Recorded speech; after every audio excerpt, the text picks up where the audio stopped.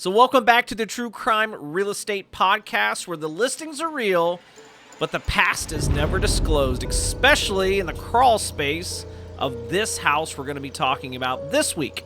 So this week's episode takes us to Chicago, Illinois. We're not going to be talking about a haunted mansion or some creepy Victorian Prohibition house, but we're going to be talking about a very normal looking house with one of the most famous backstories in American crime history. We're going to be talking today about the story of John Wayne Gacy. Now, this house no longer exists, but there was a house that replaced it. It was the same lot, same ground, but a very different address. So let's give a little backstory on John Wayne Gacy and the house. So in the 1970s, John Wayne Gacy lived at 8213 West Somerdale Avenue in Northwood Park, and that's a neighborhood in Chicago. It was pretty modest single-family brick home, nothing flashy, nothing strange from the outside. It was a 3-bedroom, 1-bath home, and it was 1,009 square foot. So pretty modest, conservative brick home. Inside the house, Gacy hosted parties, entertained neighbors, and even dressed as a clown for community events. Below the house, literally beneath the floor, was the real whore. During the investigation in 1978, police uncovered that 26 victims were buried in the crawl space. So the house couldn't stay, obviously.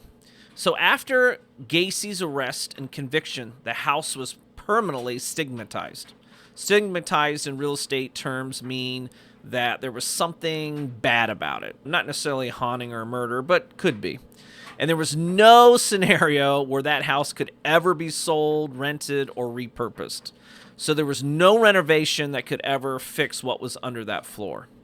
So in 1979, the original house at 8213 West Somerdale Avenue was demolished. It wasn't abandoned or was it ever remodeled. It was completely erased, like it never even happened. Unfortunately, even though it was demolitioned, it didn't erase the actual story itself. So the home was later resold several years later. On July 24th in 1984, John Gacy's property was sold. It was sold to Hoyne Savings and Loan Association for the amount of $30,544.01. That was the total amount owed of the 2 mortgages that were held, including back taxes and other costs. On July 15th of 1988, ground was broke on the site of a new home that was being built. The new address of the property is now 8215 West Somerdale Avenue, Chicago, Illinois. It's the same land but different number, and that wasn't accidental.